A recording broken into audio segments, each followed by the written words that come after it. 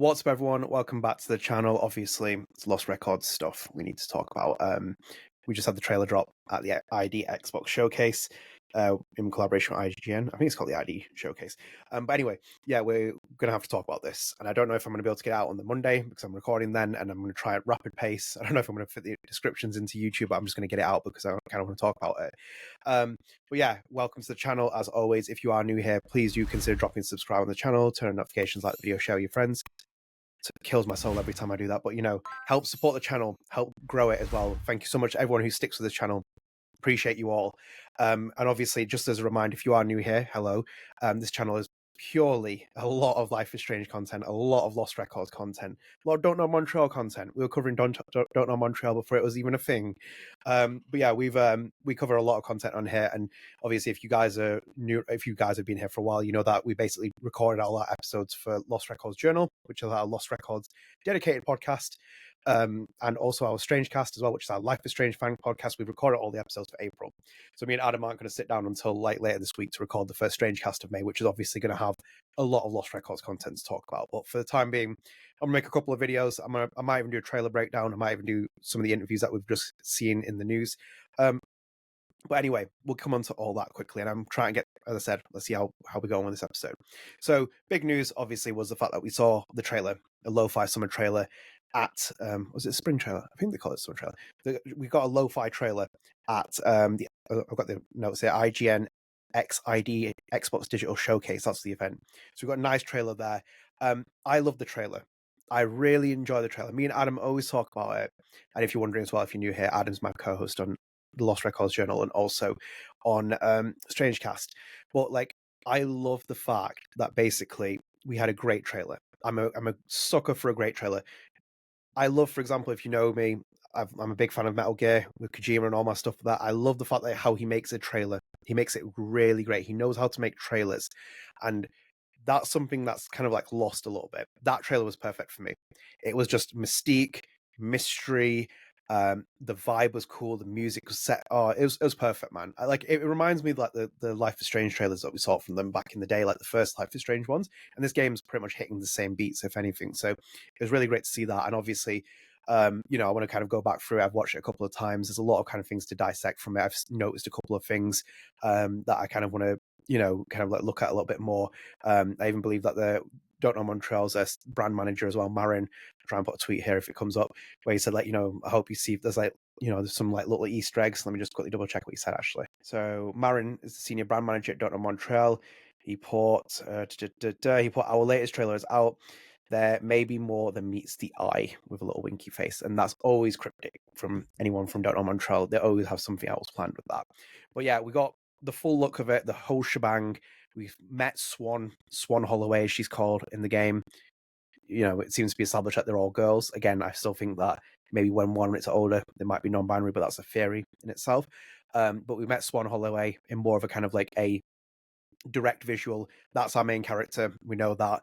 I think we all kind of got the idea of that.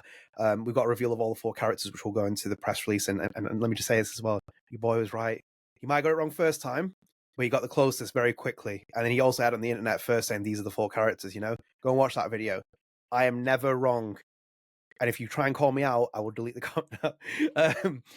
No, but on a serious note, it was cool just to see the trailer. And it was also, again, like I said this as well, that's Olivia Lepore, the actor who's playing Swann, talking at the end of the trailer. So it's quite nice to hear her voice at that point, because like most people probably have even heard of her or heard her voice. And we've only really seen Andrea Carter's character, Autumn, in the first trailers, and that was the only dialogue. So this was kind of like, it was very humorous, and I like that as well. And I think the character's got quite a lot of like, bite to it, hopefully. And I'm obviously very excited for that.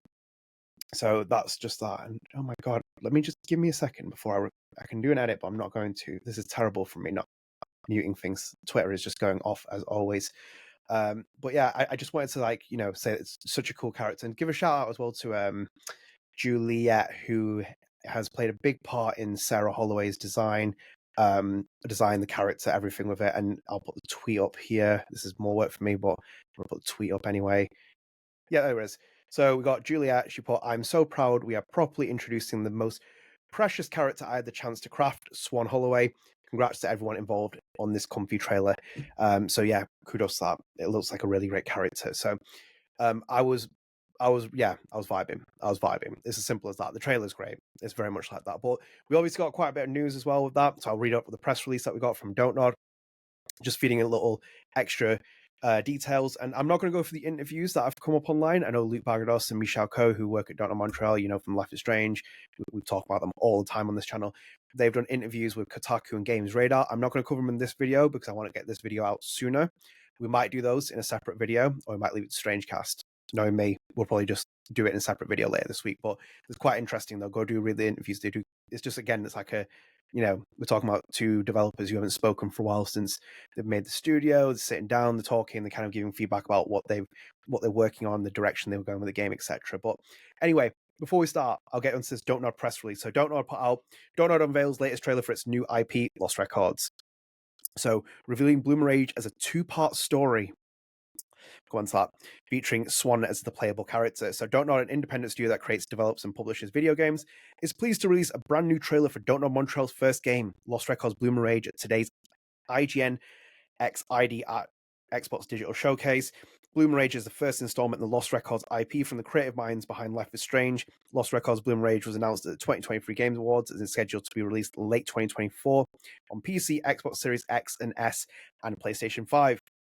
So we've got Lost Records Bloomer Rage is a narrative adventure game set in the fictional town of Velvet Core. So that was the big thing as well, what we saw in that is set in Velvet Core, which is not in Pennsylvania, Adam.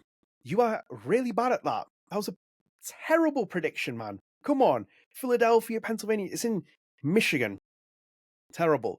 And that's just aged the episode terribly as well. Like, come on. Anyway, so we got Velvet Core, summer of 95, we know the year. 4 high school friends, Swan, Nora, Autumn, and Kat, spend the summer together hanging out, playing music, and becoming best friends until something changes the trajectory of all their lives. After 27 years of silence between them, they reunite to confront the dark secrets made them promise never to speak again. So again, we know quite a bit of that anyway. And by the way, Velvet Core looks cool. I love that they have this such a great mind with making towns. It's Arcadia Bay first, then it's Velvet Core. It looks cool. It looks very vibey as well. The 90s hit home, guys, as well. If you're a 90s kid like me, oh my, I feel so old. When people keep using the 90s as like the reference point, I've never felt more old in my life. But anyway, continuing, introducing Swan. In this new trailer, discover Velvet Core through the lens of the camcorder belonging to the game's main protagonist, Swan, who is gearing up for her last summer in the fictional Michigan town. We're in Michigan, by the way. So I'll give Adam that. I think he's sort of close. No, he's not close. But he was getting somewhere with it. Michigan's interesting as well. There, we got that as the fictional town. So in the trailer, we get a glimpse into Swan's personality, her introverted nature, and love of capturing slices of reality on her camcorder. Sounds familiar, doesn't it? We also see some in-game areas that players will explore and characters they will get to meet when the game releases in late 2024. So again, really cool. And it was interesting, the trailer as well, because like we got the trailer, then we got a screenshot. I think we tweeted a screenshot of gameplay, which is, I was kind of surprised that we actually got any gameplay like that was kind of infused in the trailer. If I remember correctly, the first Life is Strange didn't. Oh, I'm gonna have to. No, yeah.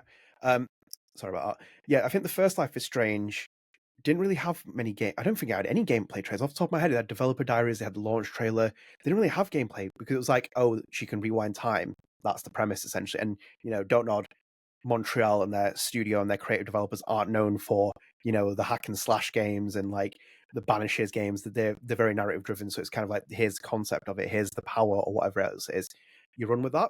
So it's quite interesting to just get 1 or 2 screenshots and kind of idea of how the game looks. It looks amazing, by the way, as well. The art direction's so cool. I think like with Life is Strange 1 and 2, I love the hand-drawn art, I love the direction they went with it, but it always felt like it was kind of being a bit held back by the kind of full potential that they were giving, and the visuals just look so cool. Like this, the vibe is here, guys. The vibe is here. It could be very much a sleeper hit of 2024. I'm very convinced that it's got a lot of potential, this game. So continue on as well, which is a story of friendships and secrets coming in 2 parts. Lost Records Bloomer Rage will be released in 2 distinct parts, a month apart.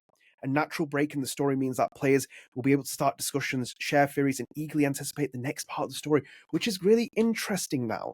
So obviously we had like the death of episodic gaming essentially after like Telltale.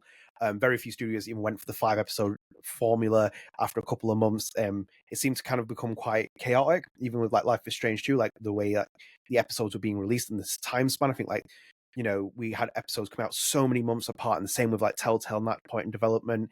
We kind of had like a changing of the episodic genre as well, with like with the way that Tell Me Why was released by Don't Nod, which was I think every 2 weeks off the top of my head. It was very like close. And then even with The Expanse as well, I think The Expanse was The Expanse weekly. We did that on the podcast. It was very quick as well. It was like quick fire episodes. I'm kind of like interested that this could potentially be the new episodic genre, the way that it's told in the episode format. Like Don't Nod could be the precedent now, because me and Adam always talk about when Don't Nod came along, it was like, hey there, Telltale, like let us also do episodic gaming. But it was always like Telltale's considered the king of episodic gaming, and I like the fact that they've gone with this 2-part that it could go well, because I think like a big substantial piece in half the episode in 1 month and then another part in another month could work well, because we now live in the Netflix advent of like, we need instant access to all episodes, we need instant access to all content. I know Netflix was around for many years. I've been there, I've seen it all. It's like more so the advent of how big streaming's got. I know Netflix does original TV shows and they try and release them in schedules, but again, it's like people need to be kept in tune. And I think if you have a month apart, that could be quite an interesting dynamic to work. So it might even work with the fact that we have the young story told first and then you jump the time. That's an interesting idea. It could potentially even be like you start off the young, do the entire young section first, and then you go to the older section. That'd be quite interesting.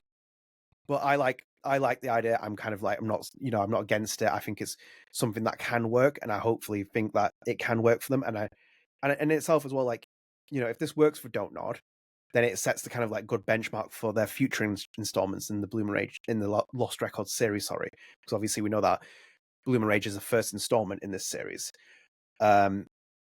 But yeah, Luke also as well tweeted about this. Luke Bagados, we'll put him here as well. He took a great moment. I think probably the best tweet of the entire lot from Don't Nod Montreal, where it's Lost Records Bloomer Rage will be released in 2 episodes, and he had like a little nice reference to GTA San Andreas and the CJ meme. So kudos to that, Luke. But yeah, I'm all for that. I like it. Can't complain with that. So there's nothing much more for me to add on to that. So the 4 characters, as I said, your boy was right. Put it in the comments. I'm going to put it in the comments myself on my other account. Your boy was right. I told you. Never ever doubt my brilliance. No, I'm joking. But yeah, we got the 4 characters. It's been confirmed in Don't Nod's press release. We got Nora, Kat, Swann, and Autumn in that 4 artworks. This, by the way, and this is a message to Don't Nod Montreal. Thank you. This is going to make our podcast discussion so much easier. It's so difficult when you're referring to this character and that character and that character and try to just do it off their looks. We have 4 characters. We have their names. So this is going to be something to remember as well for me and Adam. Well, is this the end part of the press release? No, it's another part of it. So get to know unforgettable group of friends. At the start of summer, Swann got to know a group of friends, Nora, Autumn, and Kat. At the start of the summer. So at the start of the summer, Swann gets to know a group of friends. So they've not always been friends. Interesting. She spent the summer forming close bonds with each of them. Nora, rebellious, eccentric, and full of energy, our very own Chloe Price spiritual successor. Autumn, the thoughtful and charismatic group leader, or Rachel Amber spiritual successor. I'm only joking. And Kat, pragmatic, strong-willed, and enigmatic. Maybe that's the Rachel Amber one, actually.